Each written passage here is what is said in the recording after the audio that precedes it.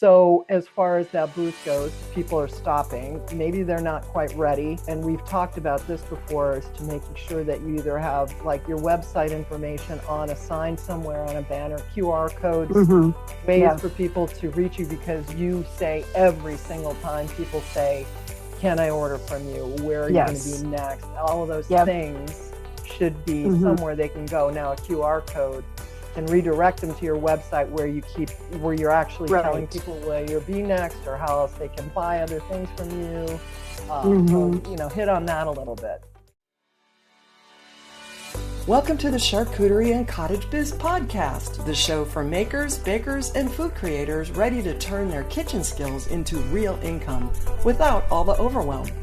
We're your hosts, Andrea and Patty, the Grazing Biz Sisters, a professionally trained chef and a multi-million-dollar marketing strategist with over 60 years combined experience helping entrepreneurs start, price, market, and grow profitable food businesses. Whether it's a side hustle or a full-time dream, you're in the right place. Now, let's start the show. Hey. Welcome back to the Charcuterie and Cottage Biz podcast. Sister, how was it that we got on? And for those of you who are just listening, we have the same colored shirt on. I don't know how that happened. Very beautiful. Almost the same, yeah. How that happened. I don't know what happened. We didn't call each other and go, what are you wearing today? Yeah, we'll never do that. Hey, did you wash your hair today? No, you didn't. Actually, I did. A little dry shampoo will fix everything. Yeah, I noticed I don't have a hat on today. I actually did. Well, it's good to be back. I know many of you who have been following us probably wondering, where the hell did we go? Yeah, we didn't give up. We did not give up. No. We've just been traveling. You might have heard that our mother turned 90 in July, and she was insistent about having a big party back east in Chicago where she grew up. So we had to, she can't fly. So Andrea will tell you, she had to get in my sister's car and schlep her across the country. It was a cross-country trip, and I wouldn't take it back for a million years. It was one of the best things I've probably ever done in my life. And I've been all over the world, people, and that was definitely one of the most memorable things I've ever done. So as scared and as nervous as I was about it, because she is 90 and anything can happen, it was worth every minute was worth it. For those of you watching on YouTube, we'll throw a picture up here of her and her at her party. I can find the pictures. My son took a bunch of them. I don't know. I haven't seen them all yet. But yeah, so we had a big party. There was about 65 or so of our family, mostly family, friends that came in from all parts of the country, from the East Coast to the West Coast, all the way down from Florida, all the way up to Chicago, where we live, in Wisconsin, everywhere. So yeah, it was a good time, but we also drove over too. So we were traveling, lots of driving, camping, getting bit by mosquitoes. There was a lot going on. We forgot about the Midwest. For those that don't know or didn't hear us say this before, we both grew up in Michigan, and so we know mosquitoes. It's just you forget about them when you live out west. They just don't really. They exist, but not to that extent. Yeah. Not as bad. Yeah. We feel your pain. Oh my gosh. And the rain. We were going through the rain and the smoke. Oh my God. Oh, the smoke. We were hitting fires. When we left Arizona, we had a fire going out of here in Sedona. The Sedona fire was going across I-17. It was affecting Flagstaff. And then we got up to Denver and that area. Everywhere up in Colorado was smoky. And then we ended up in 100-degree plus heat in Omaha. And that we're used to the heat here, but I was not expecting that. We were trying to camp. It was crazy, but we had a few hotels, I'm not going to lie, on the way there and back, but it was good. I'm glad we're home. And now that we're back, we're starting to really buckle down and get our businesses even more ramped up. I was telling Andrea today that this weekend I'm going to, over the next few days, I'm going to start testing out some cinnamon roll recipes, because I just love to bake, probably more than I love anything else. But and get my website up to try to schlep a few rolls out of the house here over the weekend, just to see if I can do it, because I want to cook anyway. It's, like, so I might as well. I want to bake. And then Andrea, tell us about what you've been doing. I know that's partly what we're going to talk about today during the Yeah. webinar. Today, we're actually going to focus on, we know the fall market season is coming. So we want to help you. Andrew's going to talk about what she's going through to try to line up her markets, but how can you also line these markets up? But on top of that, ways to turn these people, these shoppers, into year-round customers. So we're going to talk about getting your market set up and then turning them into year-round customers. So why don't you tell everyone what you've been doing since you got back from your trip and what you've been trying to get set up for your fall season. Right. Well, so before I went on my trip, I really zeroed in on the markets, and for everybody who is either new to this, or even if you have been doing it, or maybe you've learned this, you do learn the markets that you do the best at. I don't know why you do better at others versus the one that may be down the street. I mean, I don't know why. They could be in the same location. Whatever the circumstance is, after 3 years of doing this, I know which markets are going to be best for my business. Now, the only way to find that out is to go out and do them. Do it. And I know that you guys have heard me say this over and over. You just got to go out and do it, because I mean, we could talk out of our ears, and Right. until you do it yourself, you just won't know. But we're here to encourage you to don't be scared. I remember my very first market. It was just a little market down the street, not, the next town over. And I was so nervous that day. I was so nervous. I just remember being nervous. And it was just a little market, a little neighborhood market, but I didn't know what I was doing. I literally didn't have someone I didn't listen to any podcasts, if there are even other podcasts like ours out there. Not like ours. Not like ours. I don't think so. So there was a lot of just, researching. I was following Facebook groups is what I was doing. And, as y'all may know, Facebook groups are great, but there's so many people that have an opinion, and their opinion is right and everyone else's is wrong. And it's just it's horrible. So you just get, you get convoluted with all that information and overwhelmed. So you just got to go out and do it. Follow your instincts, go do it, and do whatever you sell. Make sure it's a passion that comes across to the customers, because that's what they will notice first. Yep. Right. So with that being said, I have learned that you need to be way ahead of the game as far as booking these things. Now, we are kind of at the point where booking anything for Christmas might already be over or just beginning. So it depends. The little ones, like the maybe the church markets or the little local farmers markets, those kind of things are starting to go into play now. So especially those church and school ones, those ones are ready for signups. So if you're even thinking about doing it, now is the time to get on there and sign up for those and learn how to do this business. And then you learn from all the people that are there too.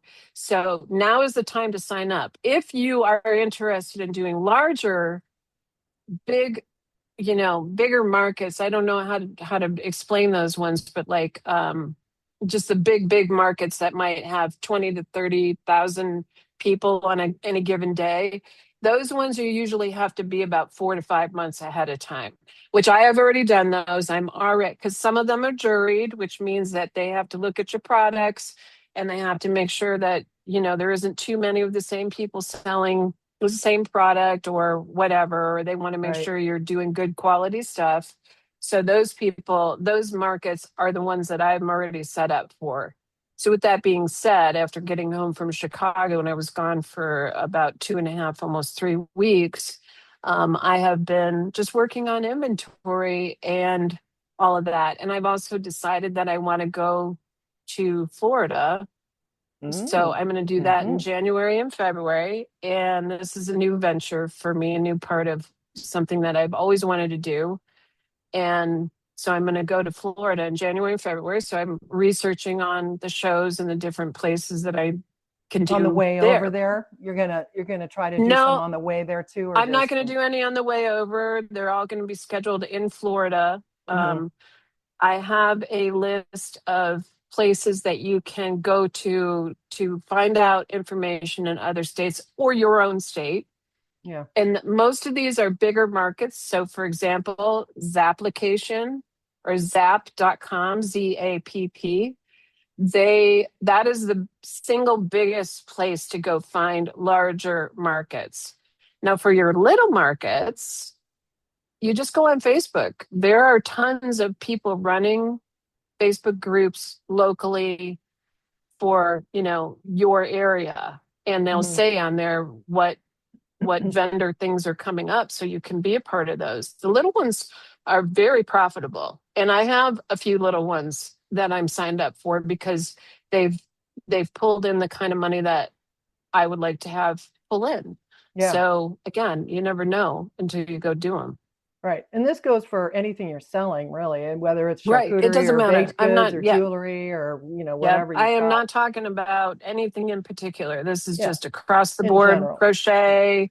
Yeah, Yeah. crochet, anything like that. If you want to be a part of the craft vending circuit, um, definitely get out there and start doing some in your local areas. So And then what when you're happens is, you eventually get a following.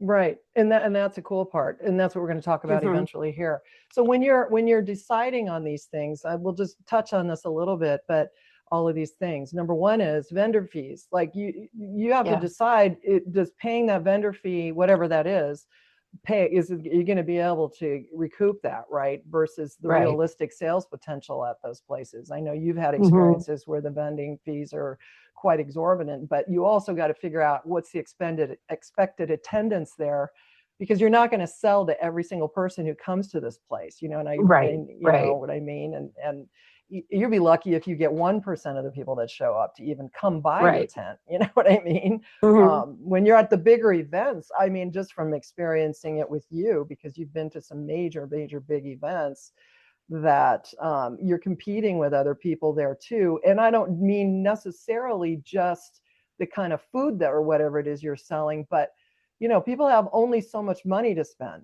Right. Right, right. So they're gonna like, okay, I'm gonna go through the whole place and figure out where I'm gonna spend my Yeah, $100, yeah. whatever they're there that they can afford. Or it's the other way around, you got people that are willing to throw money all over the place.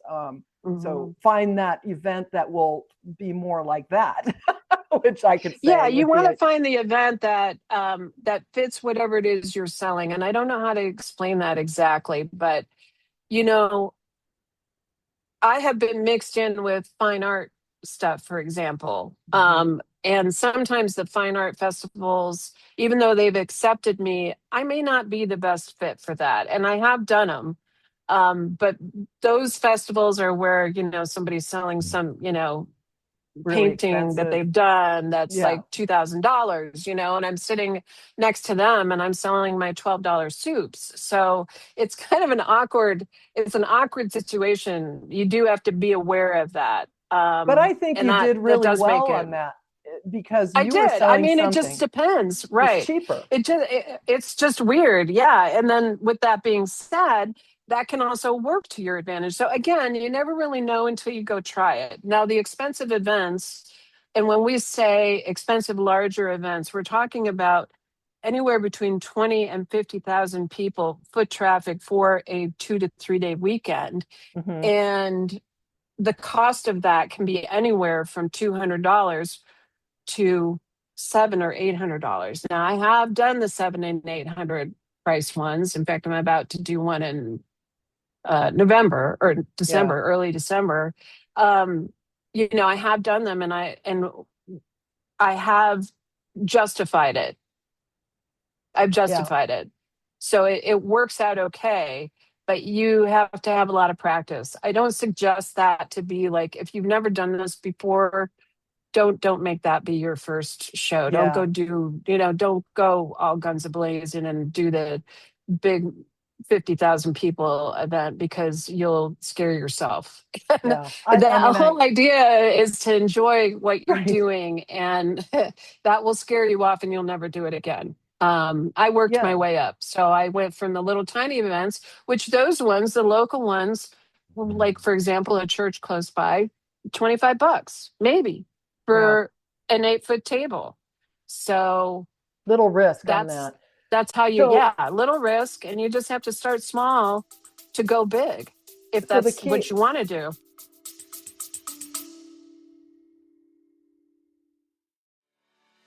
Hey friends, it's Patty here.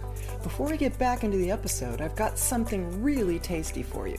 If you're dreaming about starting or growing your home-based food or charcuterie business, we've put together a whole bundle of free resources just for you, including calculators, marketing guides, AI prompts, our free Facebook group, everything you need to get yourself up and running as fast as possible. Oh, and don't miss our free webinar training on how to launch your business the smart way. You can grab it all at grazingbiz.com/resources. That is grazingbiz.com/resources. Oh, and if you're loving the value we bring you each week, do me a huge favor. Make sure to follow the show, hit us up with a 5-star rating, and share this podcast with someone who needs a little nudge to start their own food business journey. Your thoughtful follow and ratings help move our little podcast up the ranks of podcast land and gives us even more incentive to keep providing you even more food business success tips, advice, and resources. Thanks so much. We appreciate you. Alrighty, let's dive back into the rest of the podcast. Right. And the key is to make sure that you ask the right questions of the vendors. Like, what's the For previous sure. year's turnout? Like, what did you expect? How many Yeah. people were there previously? Where am I Yeah. located in it? So that I, going to get a lot of people walking by me. How Right. many other competitors are there? Like if you're selling, sourdough bread or whatever, and there are going to be other vendors there selling, and how many of those? Yeah. And then there's the old, is it indoor versus outdoor? Because then you're dealing with Hmm. weather possibilities that could cause problems, which we've had. Go back and listen to one of our podcasts about the Yeah. weather that we had on one of our events. And then, another thing to consider is food sampling rules. I don't know that a lot of people, I think a lot of people actually don't go by the law on this, but not No, we're everybody's not allowed to encouraging that. Yeah. sample food. Just put your food out because you have to have it labeled in Yeah. many places. So there's Yeah, that. you do. Hmm. And then considerations for what are they going to provide you? Electricity, tables, tents, lighting. What time of day is it? Where's the sun going to be at this point? Where are you putting your stuff on the table so it's not getting fried and melted or whatever's happening? I know if you're in Florida or in Arizona in the middle of, even in the fall where we live, you got to deal Yeah. with that because it's still hot. I mean, where I'm at, it's still 100 and some degrees and through November at times. So, Yeah, I did one last March and it was freaking 95 degrees. Like what? I had to go out and right. buy one of those outdoor swamp cooler things.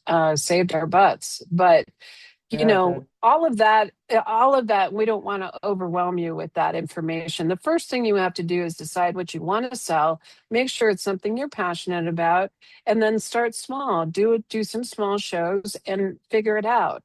And from those small shows, you will learn what people like and what they don't like, and what are your good sellers. And that's, I mean, I didn't sell soup when I first started, Uh-huh. and I will, telling everybody now soup is the main draw to the table.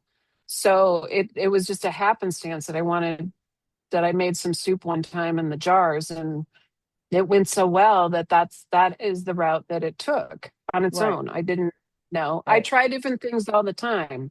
So in fact, I'm preparing myself to make some Christmas ornaments here that look like food. I love So that. that's a new one for me for this year. I just, I try different things, and that's the other thing. Be kind of open to Hmm. change. Just because you like it doesn't mean the rest of the world is going to like it, Right. but Exactly. be passionate about whatever it is you do make. That's all. Hmm. Yeah, the only other thing I'd say about all this is make sure that you understand with the food licensing and insurance and If you're doing permitting. food. Hmm. If you're doing food, exactly. In Andrew's case, I like the idea of her doing the soup. She likes it because if she doesn't sell everything, it doesn't go bad unless she leaves stuff out in Right. the heat. I don't know. Yeah, we just talked We about were that. just talking about that. I made a But mistake and left it in I have a cargo van and I put all of I dehydrate all my own vegetables just so you all know that there's a backstory to this.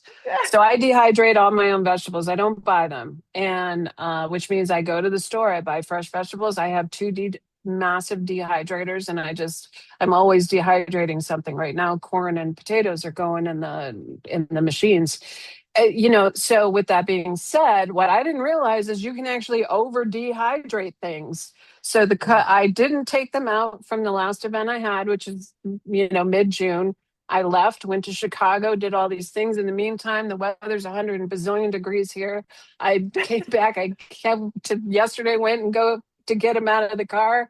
Lo and behold, the vegetables are all over dehydrated. So they turned a weird color, so now I've got yeah, to you have figure to that deal all with out. it. Yeah. But But I you mean, live and you learn, live and right? learn, live and Right. learn. That's the first thing I could say to myself. I was mad at myself because I knew I should get them out of there and I didn't do it. And then, lo and Right. behold. But with that being said, just make sure that you're doing doing things that other people are going to want to buy. I Because I love always that. I go to other events and granted, you might like whatever that may be, and I'm not going to pick out anything in particular, but I always go, that's an odd thing, but maybe a million people like that That's stuff. it. I don't really know. Yeah. Yeah, And maybe that's the event for that, you told me once about the people that were selling the chocolate dip pretzel sticks, which who would have, Yeah, I that was an mean, amazing and they thing. were killing it, right? And They were so, killing it. Yeah. yeah, they were just killing it. And I guess that's kind of like, seems like that'd be pretty easy and cheap. But I guess when we get on those product ideas, and I love that you said that because it goes right into my next point, is you got to decide what you're going to sell and make sure that you stand out. So if you are selling Hmm. charcuterie cups, I can tell you, I don't know, I nowhere around. Of course, maybe it's the heat, but I have never seen anyone just out there selling cups except one time in downtown Scottsdale, and they were killing that. And but they had a lot of shade around them, so you have to consider that. But they were selling charcuterie cups that were just little teeny, cups full of things, charcuterie goodie stuff, and Hmm. doing very well. But you have to plan like how you keep stuff cold and all that. Obviously, you don't need to tell anybody here who's selling charcuterie the whole fun part about keeping Hmm. stuff cold, but all the labeling and everything that goes into that, because Yeah. that's required. I saw one time I saw people selling charcuterie cups and what they did, and it seemed like a lot of work. They were down, I can't even remember which show that was at, but anyway, it was hot. It was fairly warm outside, probably 70s, 80s, something like Mm-hmm, that. But mm-hmm. they had all these coolers, like they had a bunch of coolers on this table, and they were running a generator to run the coolers, and they had them all in these coolers on a table. It was really an interesting setup. I don't know exactly how they did. I mean, I can't tell you how that worked out. I just remember going, wow, that's amazing actually. Were they Now, displaying them in those coolers? yeah, Yeah, they were I've glass, seen like those. they had the glass Kind of like cake front on coolers them. that I've seen that you Kind of can like, put cake yeah, in. they were like mini coolers, but they filled them Mm-hmm. up with charcuterie cups. And they used cups. Personally, I would have used something that's stacked. So like those plastic sandwich containers that are clear. You can buy those, Yeah. like at any restaurant store or even on Amazon, and they're clear, and then you can see what's inside of them. I would have done it that way and then stacked them up so you could get more in there. Because the lady, I don't know if she was like had them in, it was hard to say how she had it set up. But with that being said, I'm going to move backwards a little bit on that. So if you're doing this by yourself, that's not a feasible situation. Like you would need several people to help you with the movement of that kind of equipment. So be Mm-hmm. realistic about what you can cover, because I will say that the first thing that I thought of doing my first show that I was so nervous at the biggest thing was I got to be able to do this by myself. I'm alone in this. And Yeah. and so whatever I do, and I can still do the entire show myself. Granted, Patty helps me sometimes. Sometimes I have a daughter come and help me because they're bored, but most of the time, 90% of the time, I'm by You do it myself. by So yourself. I have Yeah. to be able to move those tables by myself, set up my tent by myself, put the sides on by myself, Hmm. whatever it is, whatever your setup is has to revolve around what you can handle. So Yeah. remember that. And usually it's a 10 by 10 booth, not, 9 times out of 10, it's a 10 by 10 booth. And unless you decide to pay extra or, Right. and down here in Prescott, they've for 15-foot booth, which is nice. I Right. just use it for, putting my chairs Well, out. while But you're on that, let's talk about people stopping and that whatever it is you're doing to set your booth up to get attention is really, really key. And I know, like we've talked about this, that crazy sign you did one of the last events or you're in Tempe, the people came up and said, I saw your sign from way over here. And it yeah, was something you literally taped together at the last minute, which I thought was I hilarious. did.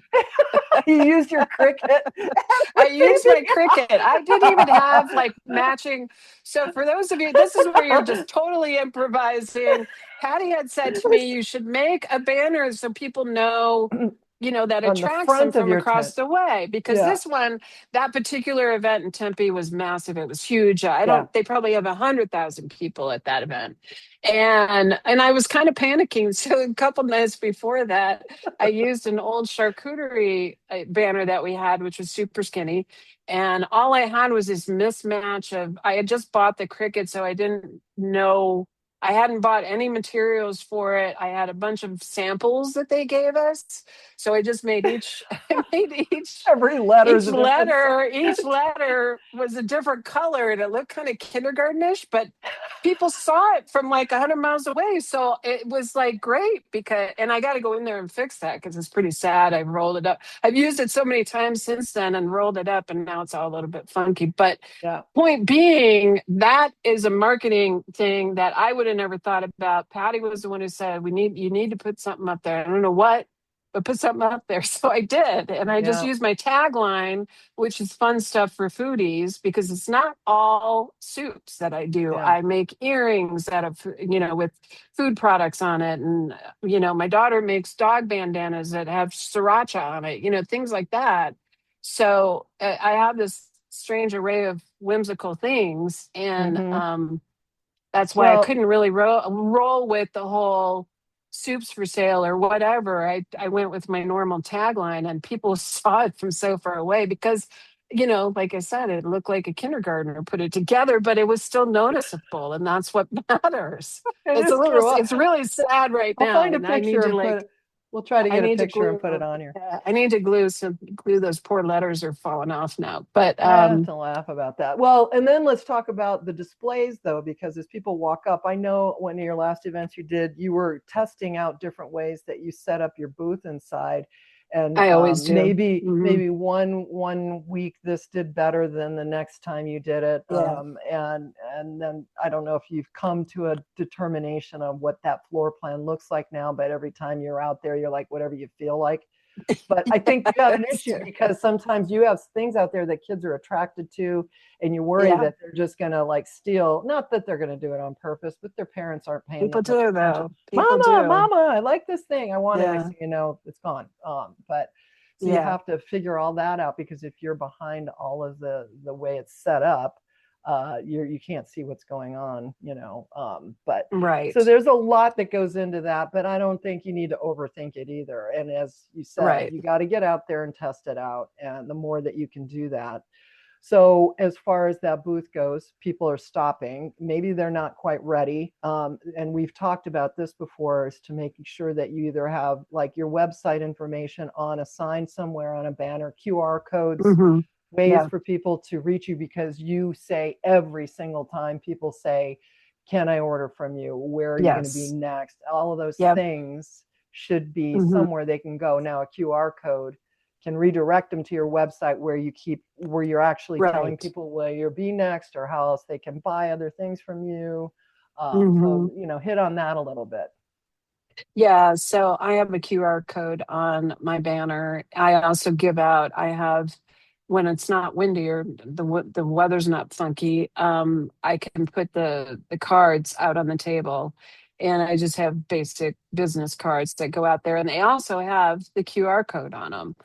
So the website name is on there and everything like that. And so people can, most of the people will just scan that QR code that's on the banner, and I'll always see a major uptick during the time. First of all, they use it as a way to make sure to validate you. I don't know why. I mean, any idiot could have a website, but the Not reality like is ours. it's got to look good. It's got Yeah. to look good. It's the way that they validate that you're worth taking the time to come up to the table and dig through your stuff.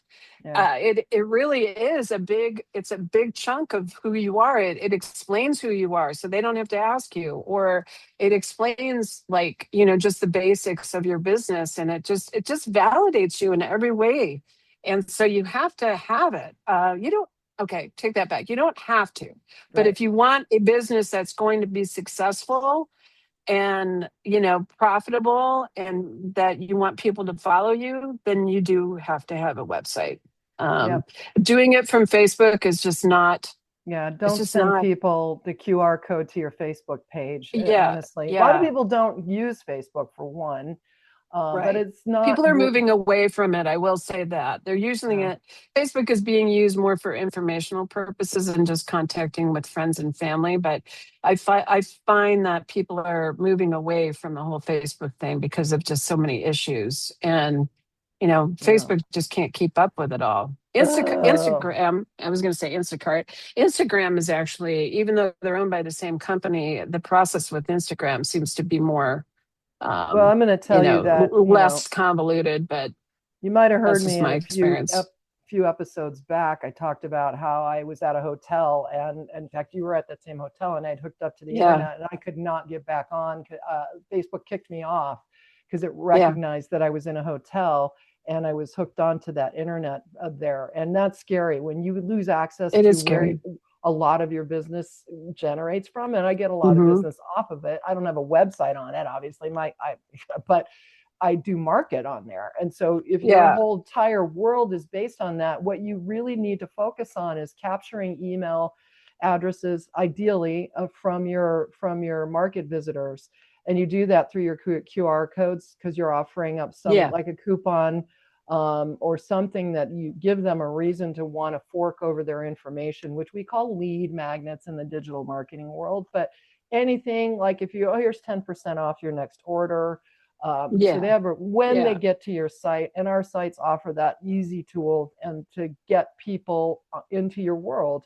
Now you own their email address, and you don't have to worry if you don't, if you lose access to your. And I just saw, actually, I just saw a news report last week on the news about hackers coming into the hotels and doing yeah, exactly that, yeah, yeah, which I think Facebook must have already knew that, and that's why they shut me down, because they saw something suspicious from what they call yeah. the IP address. They knew where I was located, and I saw something that. wasn't That's right. frightening. Yeah, very I mean, scary. I don't like doing business through Facebook anyway because I feel like it's not a validation of who you are. Anybody could be on Yeah. there. Yes. And, so if you have your own website, and, granted, you got to, if you're serious about doing business, you just have to have a website. Yeah. Again, people just use it as a validation tool. So they trust you afterwards. And, I use Starlink and other things like that because I have moved beyond the whole, but granted, even our software will let you ring things up with your phone. I mean, we have tap to pay on the Right. phone. Right. I have all the business Well, tools to make that work faster, but you can start off with that, and it's yeah. super easy to set up. I mean, if I can do it, then I feel like Yeah. anybody could do Any it. idiot can. Any idiot This, can do it because I'm an idiot. I'm an idiot. I don't, no. like when I started doing that, I didn't know anything about that kind of stuff. And Yeah. now it's just so easy to get it set up, and you have to have all those things. You can't just take cash either.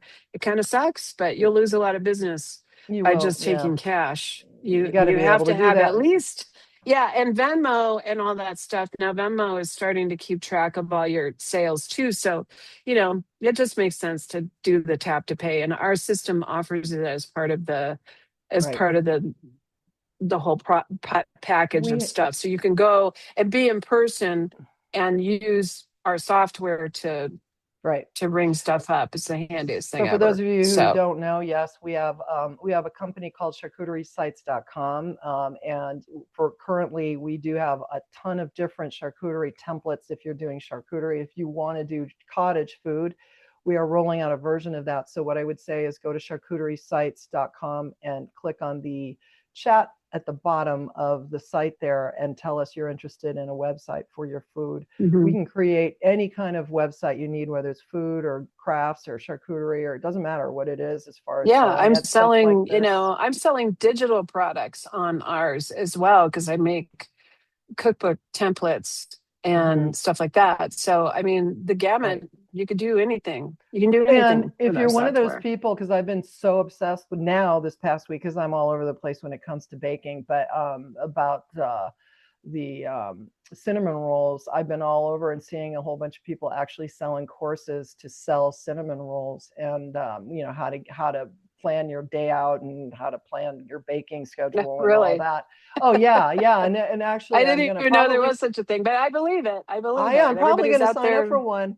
Yeah. We're all Um, here's the thing. We're all scrambling to try and make that few extra bucks because everything is so expensive. And let's, not go political here, but the fact is things are expensive.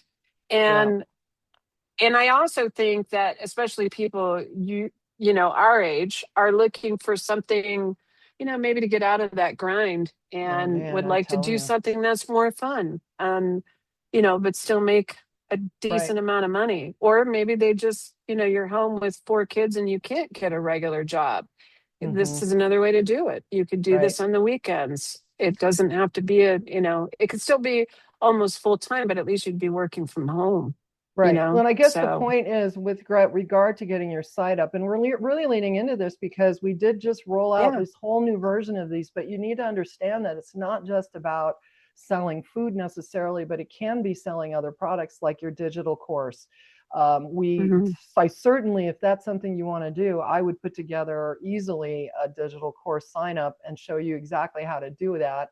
And I do it all the time. I don't do it for, I don't do, I mean, I do it all the time actually for this. I did a whole course on the grazing biz thing too. So if you Yeah. want to, you can get to that at charcuterie, grazingbiz.com/resources. Has a whole bunch of different resources that we provide, but the charcuterie sites part of this is just one piece of it because that's kind of where we started, but we have ways to help you sell anything you want. And to capture leads, and again, that capture leads is the future client customers of yours that are not quite ready to buy. So you could get people to come to your website to join your VIP list, to get a coupon code, even to buy. Maybe you want to offer up gift cards, which we have the tools to be able to do that. You could have a Hmm. raffle, enter for the holiday board raffle. What do you want to do? I will tell you that, I am, as you go, for those of you know, I'm a real estate agent. I teach real estate agents often, and I have to go to continuing education. In those classes, we get promoted. People pay to actually show up to promote to us real estate agents. I tell people over and over again, what a great way to get business. If you have products that you want to sell, that you could give to agents or have agents buy from you to give as Hmm. closing gifts or to put at an open house. You can go and quite often and sponsor a class. And then what I would do there is raffle off one of your products. And how you do that is with a QR code. And Yeah. you just go And in they have there to and go there to get it. Right. yeah, they have to go That there to makes get the sense. raffle ticket. And then before you leave, you bring in some of your products so they can see it, they can, smell Right. it, whatever it Right. is. And they can then, now what you've done is you've had basically a way to capture those real estate agents' names so you can future repost out to them via email or just get on social. to make sure that they know what your next things are and not to let them forget about you. So you put them on a mailing list and you say, here's my products for the holiday, right? This is what I'm promoting, this, whatever. Or I have a new open house, platter that I'm promoting. If you want to get it for your open house, your next open house or broker walkthrough, because they have broker tours where brokers will come in. I just can't tell you how much easier, how it can't be any easier really to promote to real estate agents, because it really is easy. We are desperate as an agent looking for gifts and things to give away. And we would buy your products so that we could give them to our clients so that we get more business in the future. So there's a lot of things like that. But there's so many things. Or just get on the pre-order list so you can hold your, grazing table for the holiday, book the dates, right? There's so many things that your site can do for you. And it's not just about selling that product today for this week, Well, and going back to the whole, subject line that we're on, this way people keep track of, because you're putting on your website, hey, I'm going to be in Tempe today from Friday, or this weekend from Friday to Sunday, or whatever, at whatever market. And I mean, I must get 10 to 20 people on these busy markets that I go to that have followed me from somewhere else. And this way they're getting the information directly from you saying, this is where I'm going to be. And, they save money on shipping because shipping's so expensive to send out stuff. So it's just another way of getting your name out there, and they follow. And then the next thing I know, maybe they only bought 2 soups at the last show because they hadn't tested me yet. And then they come back and they buy 6 because I'm there. And well, I suggest everybody go to charcuteriesites.com and look at the samples we have. We have live samples They're of so the cute. sites there. They're really nice. And again, I should probably throw one on there for a baked good one so we can get you guys signing up for that too. We have in Arizona, we can sell anything. We have templates already made for tamales and cookies and cakes and all kinds of stuff. But again, I don't care what you're selling. If you sell something really off the wall, we can create a site for you within a week and do all the things that we're telling you about to help you market. Because without, people and eyes on your products, you're not going to do any good. And so we help you with that side of it as well. And again, it doesn't behoove us to try to help sell you websites if nobody's buying off your website. So have your site ready before you go to the market. Make sure that you have a way for people to get to it. So whether or not you just put the site up there. And by the way, when you go out and buy what we call a Chef Andrew Goodies is one of her sites. But so you have a site where you go and you just want everybody to see everything that's on there. And when you're picking out your domain, which is the name of your site, we don't want really you to have a really long one. And if it's difficult to spell, confusing. The confusing ones is the ones where, I don't know, I can't think of anything off the top of my head, but maybe the letters are the same. So, kick-ass barbecue or something, like I'm just saying sometimes you read it and you just go, wait, what? Yeah. I know you guys know what I'm talking about. You read a website name and go, well, I don't get it. So that's funny you say that, because there's a guy in Phoenix he's an investing type real estate agent, and his website, his name is Doug Hopkins. Okay. Oh yeah. He had a logo forever that every time it came, he does ads on TV. Every time it comes up, it said Doe Hopkins to me. That's what I saw. I saw Doe, like exactly. Dough is what I saw. Hopkins. So you have to think. That's great. Now I'm never going to watch that commercial again, and I'm just going to laugh every time I see it, because I never thought of it. I never thought of that. The guy, I never ever thought of that. Yes, it's changed his logo, so it's Doug because the G and the H look like dough. Anyway, that's awesome. But that's exactly what we're talking about. So you can see how interested I am in that guy. I don't even look at his thing. I know who you're talking about. Anyway, oh my God, that's every awesome. time it comes on, we always go, "Oh, Doe Hopkins is." Anyway, if you're going to make a That's the point logo, I'm trying to make. You don't want to make it like some weird name because if it's something that people cannot read easily all and right. it's So got weird whatever. let me hit that home because I have an issue with the word charcuterie because I don't think everyone knows how to spell it. And if you're going to They call don't your even know how site to name, say it. yeah, they don't know how to say it. Yeah, charcuterie.